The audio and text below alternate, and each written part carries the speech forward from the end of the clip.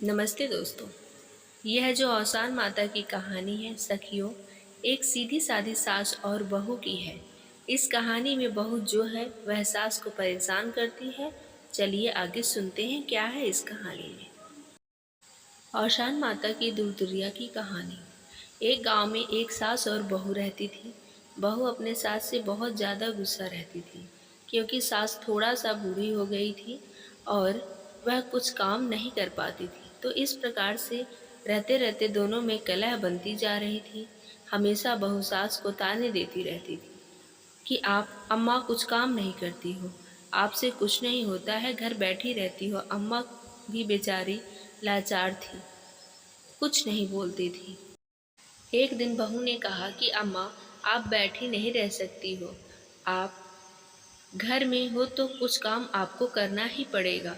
सास ने कहा, इस उम्र में मैं क्या काम कर सकती हूँ। बहू, इस उम्र में अगर तुम मुझे रोटी नहीं दे पाओगी तो फिर क्या होगा मेरा, मैं कहाँ जाऊँगी, क्या काम करूँगी। तो बहू ने कहा, एक काम करिए, आप सुबह दूध बेच आया करिए, पूरे गांव में आपसे मैं 1 महीने का पूरा हिसाब अंत में लूँगी। बेचारी सास अब सोच रही थी कि इस उम्र में मैं सुबह सुबह दूध लेकर पूरे गांव गांव गली गली कैसे जाऊंगी। सोचा कि चलो कोई बात नहीं, जाना तो पड़ेगा ही। अब लाचारी सास मजबूर होकर दूध बेचने गांव में निकल गई और बहू ने कहा, आपको घर नहीं बैठे रहना है, महीने का पूरा हिसाब मैं अंत में लूंगी। सास जाकर एक पीपल के पेड़ के नीचे बैठ गई। वहीं सोचने लगी बैठे बैठे कि इस बुढ़ापे शरीर में मुझे क्या क्या दुख देखने को मिला है। देखिए, मेरी अपनी बहू ने मुझे घर में ऐसे ऐसे ताने दे रही है कि घर में बैठकर खाती हो, अब मैं गली गली जाकर दूध बेचूं। इतना सोचते सोचते उसको 1-2 घंटे बीत गए।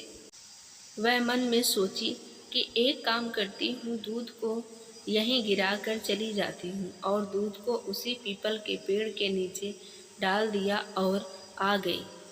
घर बहू ने भी कुछ नहीं बोला। उसने सोचा कि चलो पैसे ली होगी, लास्ट महीने का हिसाब लूंगी। ऐसे ही चलते हुए सास का 1 महीना पूरा बीत गया। अब वह दिन आ गया जब उसको हिसाब देना था। अब वह फिर से दूध लेकर चली गई और पीपल के पेड़ के नीचे बैठ गई और रोने लगी। बहुत ज़्यादा रोने लगी और बोली कि अब मैं क्या करूं, कैसे घर जाऊं, बहू को हिसाब क्या दूंगी। जब मैंने कभी दूध बेचा ही नहीं तो हिसाब क्या दूंगी। पूरा दूध तो इस पीपल के पेड़ के नीचे डाल देती थी। उसके रोने का आवाज़ सुनकर वहां से औसान मैया गुजर रही थी। उन्होंने देखा कि बुढ़िया रो रही थी। वह आकर पूछने लगी कि आप क्यों रो रही हैं। तो उस बुढ़िया ने कहा, मैं आपको क्या बताऊं, आप मेरे दुख दूर कर दोगी। बहुत कहने पर सास बताई कि मेरी बहू मुझे बहुत ज़्यादा कष्ट देती है। तो औसान माता ने कहा कि आप पूरी बात बताइए, क्या बात है। तो उसने बताया कि बहू मेरे साथ बहुत ज़्यादा गलत व्यवहार करती है, घर में बोलती है कि तुम बैठे बैठे क्या करोगी, कुछ काम धाम किया करो। मुझे सुबह सुबह दूध बेचने भेज देती है और कहीं कि महीने के लास्ट में मैं तुमसे सारा हिसाब लूँगी। अब मेरा हिसाब देने का नंबर आ गया। रोज़ तो मैं दूध बेचने जाती ही नहीं थी। मेरे घुटने में इतना दर्द होता था, कमर में दर्द होता था, तो मैं आती थी, इसी पीपल के पेड़ के नीचे बैठ जाती थी और सारा दूध इस पीपल के पेड़ में चढ़ाकर चली जाती थी। अब वह दिन आ गया है जब मुझे अपनी बहू को हिसाब देना है। और बहुत ज़ोर ज़ोर से रोने लगी और बोलने लगी, आज मैं हिसाब कैसे दूंगी, आज तो बहू पता नहीं क्या क्या कर जाएगी मेरे साथ। इतना सुनते ही आस माता भी थोड़ा सा दुखी हुई और कोई बहू सास के साथ ऐसा कैसे कर सकती है। औसान माता ने कहा, एक काम करो, आप जितने भी पीपल के पत्ते हैं सूखे गिरे हुए हैं, आप लेकर अपने पोछ में भर लो आंचल में और जाना बहू के आंचल में डाल देना। तो उस बुढ़िया ने कहा कि अरे, इस तरह करने से क्या मेरा दुख दूर हो जाएगा। तुम्हारा दुख दूर हो जाए तो तू औसान माता की पूजा करना मत भूलना। उस बूढ़े ने कहा कि ठीक है, मैं देखती हूँ, और उसने अपने आंचल में पूरे पत्ते समेट लिए और अपने घर चली गई। जैसे ही पहुंची, बहू ने देखा कि बूढ़ा तो आंचल में बहुत सारा कुछ लेकर आई है। तो बहू ने बोला कि क्या बात है माँ, हिसाब देने आ गई है क्या? तो अम्मा ने कहा कि हाँ, ऐसा ही समझो बेटा, हिसाब ही तो। बहुत ज़्यादा खुश हो गई बहू, बोली अरे वाह, इतना सारा रुपया पैसा ली है क्या? तो एक काम करो, अपना आंचल फैलाओ, मैं तुम्हारे आंचल में डाल देती हूँ। तो बहू खुशी के मारे अपना आंचल फैलाया।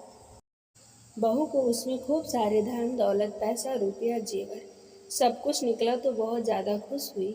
1 महीने के दूध में इतना सारा रुपया कहाँ से, आपने कैसे किया? बूढ़ा भी बहुत ज़्यादा चकित रह गई कि मैंने तो पीपल के पत्ते डाले थे। बूढ़ा मन ही मन सोचने लगी कि औशानी माता ने दिया है मुझे। अब बहू माँ से पूछने लगी कि माता, इतने सारे पैसे कहाँ से आपको मिले? तो सास ने बहू को सारी कहानी सुनाई। बहू कहने लगी, कल से दूध में लेकर जाऊंगी। एक काम करो, अब मुझे बताओ क्या क्या आपने किया था, पूरा विधि सहित मैं वैसे ही करूंगी। शायद औसान माता मुझे भी दे दे। बूढ़ा ने कहा कि करके देख लो। अब सुबह हुई है, वह बहू भी अपना दूध लेकर जाए और पीपल के पेड़ के नीचे चढ़ाकर चली आए। 1 महीना बीत गया, तब बहू जाकर बैठकर रोने लगी। अब मैं दूंगी कैसे, क्या करूं? सुनकर औसान बीवी आई और पूछने लगी क्या हुआ? तो उसने झूठ में बोल दिया कि मेरी सास मुझे बहुत ज़्यादा परेशान करती है और मुझे बोलती है कि दूध बेचकर पैसे लेकर आओ। मैं क्या करूं?